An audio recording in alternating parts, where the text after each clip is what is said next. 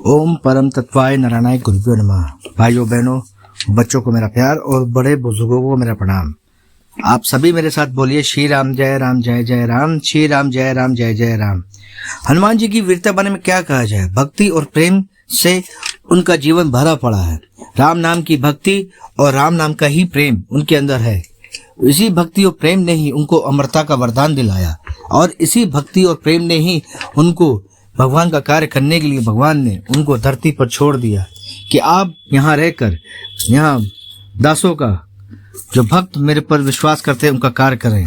हनुमान जी ने कोई भी कमी नहीं छोड़ते।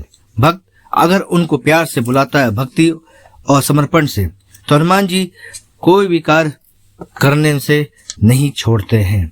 हनुमान जी के प्रति हमारी श्रद्धा और भक्ति अटल होती है।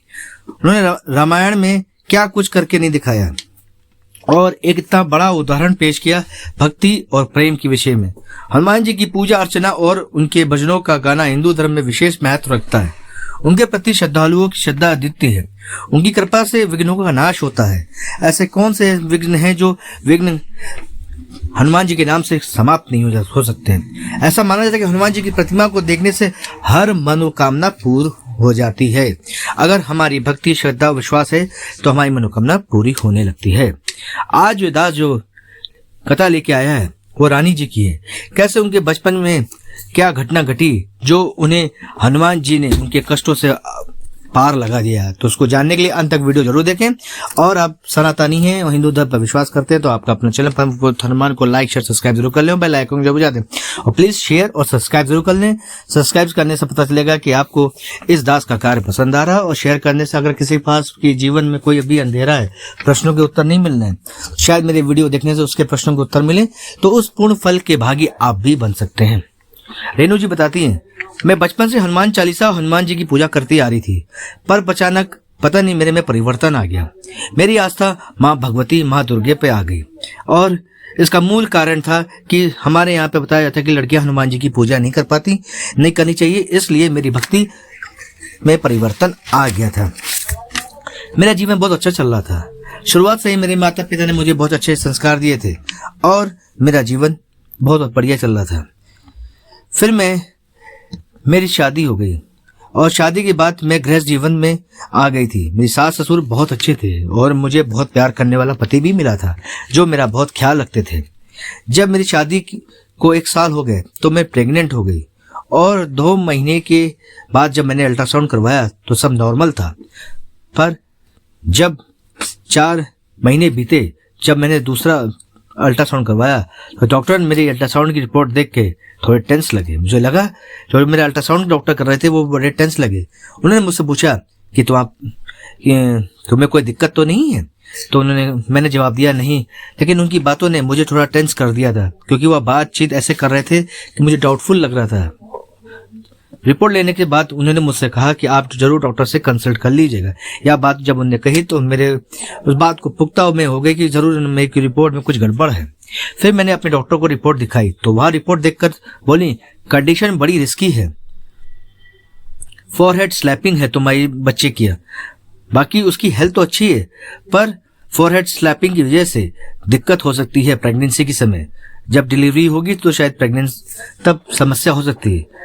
उनकी इस बात पे मेरे ऊपर बहुत बड़ा प्रभाव पड़ा। मैं घर जाकर बहुत परेशान थी। मेरे साथ मेरे पति भी थे, लेकिन जब उनने ऐसा बात बोला तो मेरे ऊपर बहुत बड़ा प्रभाव पड़ा। मेरे कुछ समझ में नहीं आता करूँ तो करूँ क्या। और उन्होंने जब बताया तो मेरे हाथ पैर फूल गए थे और ऐसा लग रहा था कि जैसे कुछ कहना चाह तो जा रही थी लेकिन वो कह ही नहीं पा रही थी। मैं और मेरे पति आपस में बातचीत कर रहे थे। मैं अंदर ही अंदर घबरा भी रही थी। मैं उनसे बोल तो नहीं रही थी लेकिन मुझे पता था कि कोई ना कोई दिक्कत तो है ही है। फिर जब वहां से निकल गई थी तो उनने कुछ देर के लिए मेरे पति से भी बातचीत की थी। जब मैं घर आई तो मेरे पति ने मुझसे कुछ देर मुझे अकेला छोड़ के फिर मुझसे वो बात कहने लगे मुझसे कि हो सकता है कि हमको अबॉर्ट कराना पड़ जाए।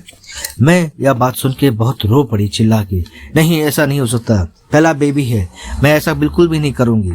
4 महीने हो गए, मैं अबॉर्ट बिल्कुल भी नहीं करूंगी, बिल्कुल भी नहीं करूंगी। मैं रो रो चिल्ला चिल्ला कर रोने लगी। मेरी यह स्थिति देख के मेरे पति भी घबरा गए। उन्होंने कहा इसमें जान का खतरा हो सकता है, तुमको या बच्चों या दोनों को भी, तो हम करते क्या? उन्होंने कहा, तो मैंने मना कर दिया। मैंने कहा कि नहीं, मैं कुछ भी नहीं कराऊंगी, मुझे सिर्फ अपने भगवान पर भरोसा है, वो जो करेंगे अच्छा करेंगे। फिर मैंने कहा कि अब मैं उस डॉक्टर को नहीं दिखाऊंगी, मैं अपना डॉक्टर बदल दूंगी और मैं अब उसके पास दोबारा नहीं जाऊंगी। हमारे 1 महीना हो गया था।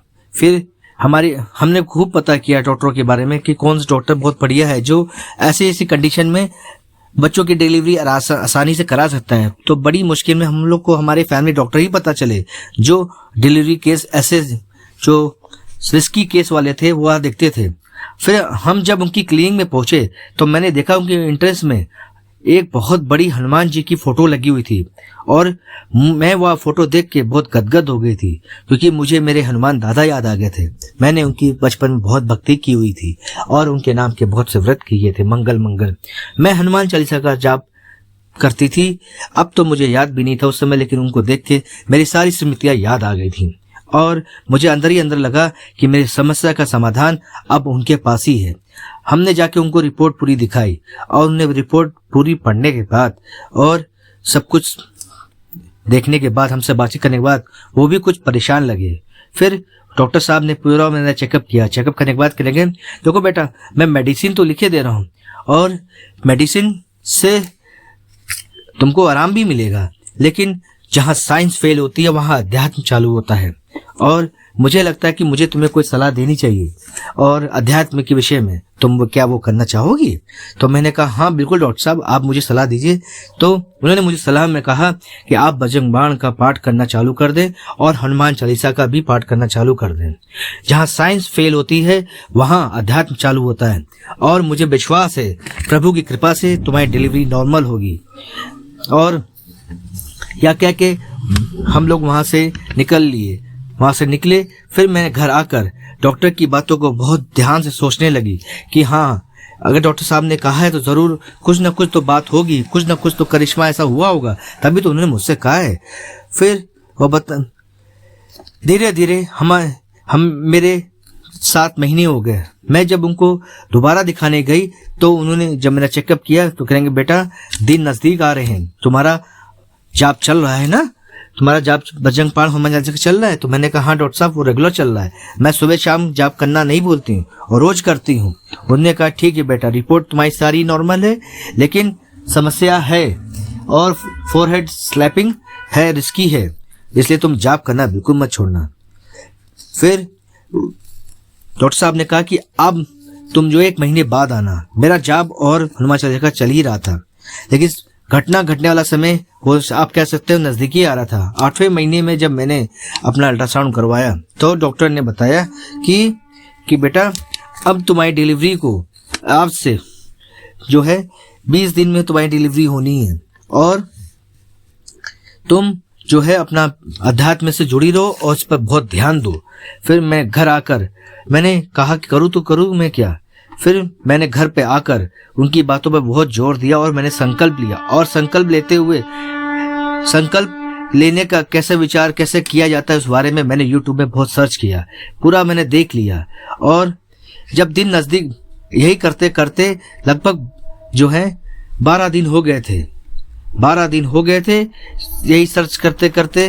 फिर बचे थे सिर्फ 8 दिन। 8 दिन में 7 दिन 13वें दिन मैंने संकल्प लिया और संकल्प में मैंने यह सोच के भगवान से कहा कि प्रभु अब आप ही हैं जो मेरी मझधार को पार लगा सकते हैं। मैंने हाथ जोड़कर हनुमान जी की फोटो के सामने संकल्प लिया और हनुमान जी के सामने कहा कि प्रभु एक आप ही हैं जो सब कुछ आप संभाल सकते हैं, अब मेरे बस में कुछ भी नहीं है, मैं और मेरे बच्चा आप ही के भरोसे है, आप ही कुछ करिश्मा कर सकते हैं। मैंने फिर यह बोल के 7 दिन में रोज 11 बार हनुमान चालीसा का पाठ करने का संकल्प लिया और सुबह शाम का मैंने संकल्प लिया। मैं बैठ नहीं पा रही थी क्योंकि बच्चा मेरे पेट में था और 9वां महीना था तो बैठने में बड़ी दिक्कत होती थी, लेकिन किसी तरह मैंने स्टूल पर बैठ के दीपक जला के हनुमान जी के सामने भक्ति भाव से अश्वधारा बहते हुए मैं 11 बार हनुमान चालीसा का जाप करती थी सुबह शाम। और मैं कहती थी कि प्रभु बस मुझे नहीं तो मेरे बच्चे को बचा लीजिए। जब मेरा 7वां दिन आया और मेरा संकल्प पूरा होने का समय आया, शाम को जब मैं पूजा 11 बार हनुमान चालीसा पढ़ने के बाद मैं हनुमान जी को प्रणाम किया और फिर मैंने उन्हें अपने भक्ति भाव से पूरा लीन होकर मैंने उनसे कहा, प्रभु अगर मेरा अनुष्ठान पूरा हुआ हो और आप को इस भक्त की भक्ति पर लगा हो कि भक्त सही है, तो कृपया आप मुझे स्वप्न में आकर मुझे दर्शन दें और मुझे एहसास कराएं कि आपको मेरा ये संकल्प प्राप्त हुआ है। आप विश्वास नहीं करेंगे, ऐसे प्रभु ने, मैंने तो प्रभु पर विश्वास करके ही कहा था, लेकिन विश्वास नहीं करेंगे। मैंने सपने में देखा कि जब मैं सपने में देखा, आप मानेंगे नहीं कि रात में सोते समय जब मुझे बड़ा ही दिव्य स्वप्न आया जिसमें मुझे हनुमान जी बाल रूप में नजर आए और वह मेरी गोद में बैठकर मुझसे बातें कर रहे थे और मुझे बार बार माँ माँ कह रहे थे। यह देख के मैं दंग रह गई और मेरे सपनों में ही मेरे आंखों से आंसू धाराएं बहने लगी। सुबह जब मेरी नींद टूटी तो मैंने स्वप्न के बारे में अपने पति को बताया, तो उन्होंने कहा अब कोई चिंता करने की बात नहीं है, हनुमान जी ही आए हैं, हनुमान जी के रूप में ही बालक आएगा, कोई समस्या की बात नहीं। ये विश्वास हमारे ऊपर पूर्णतया आ गया था। डिलीवरी के समय जाते हुए मैंने अपने पूजा के घर, अपने घर में पूजा मंदिर में जाके हनुमान जी को पहले दीपक जलाया और उनसे कहा कि प्रभु मैं जा रही हूँ, मेरा जीवन और मेरे बेबी का जीवन आपके हाथों में है। हम लोग जब जैसे डॉक्टर के पास पहुंचे हॉस्पिटल में, डॉक्टर ने मुझे तुरंत स्ट्रेचर में लिटा के और सर्जरी के लिए तुरंत ले गए। फिर उन्हें वहां पे एक एक्स्ट्रा फाइनल अल्ट्रासाउंड भी करवाया। उन्होंने कहा अब कोई समस्या की बात नहीं है, तो अब तुम्हारी डिलीवरी नॉर्मली होगी। यह बातें सुनकर मैं तो दंग रह गई थी। कहाँ 9 महीने तक मैं रोती गाती रही और प्रभु से विनती करती रही और प्रभु ने सिर्फ प्रभु ने मेरी पुकार सुन ली थी, मेरी भक्ति की लाज रख ली थी और प्रभु की कृपा से मेरे जीवन में प्रभु का नाम का एक बेबी भी आ गया था। आज ये सब देख के और भगवान की कृपा से वह बेबी सकुशल हुआ। आज वह बेबी 5 साल का हो गया है और मैं उसको जब भी देखती हूँ तो मुझे वो सपने की याद आ जाती है कि कैसे प्रभु अपनी भक्ति और श्रद्धा लुटाने के लिए खड़े तो रहते हैं, लेकिन हम जैसे लोग समझ ही नहीं पाते कि हमें करना क्या है। मैंने अपने बेबी का नाम भी हनुमान जी के नाम पे ही रखा है और उसका नाम मैंने मारुति रखा है, क्योंकि वो हनुमान जी के रूप में ही मेरे पास आया था, तो मैंने उसका नाम मारुति रखा है। और जब भी मैं उसका नाम पुकारती हूँ तो मुझे हनुमान जी ही साक्षात दिखाई देते हैं। तो आपको कैसी ये कथा लगी है? अगर आपको इस दास का कार्य पसंद आ रहा हो और ये कथा सुनने में आपको अच्छी लगी हो तो कृपया आपका अपना चैनल पवन पुत्र हनुमान को लाइक शेयर सब्सक्राइब जरूर कर लें और बेल आइकन जरूर बजा दें ताकि नए से नए वीडियो का नोटिफिकेशन आपको मिलता रहे। और प्लीज शेयर सब्सक्राइब जरूर करें। शेयर करने से जिसके पास समस्या होंगी शायद उसकी समस्याओं का हल मिल सके, तो उस पूर्ण फल के भागी आप भी बन सकते हो। सब्सक्राइब करने से इस दास को बल मिलेगा कि आपको उसके वीडियो पसंद आ रहे हैं। तो अब मैं समाप्त करता हूँ। आप सभी मेरे साथ बोलिए, भारत माता की जय, बजरंग बली की जय, श्री रामचंद्र की जय, सीताराम की जय। धन्यवाद।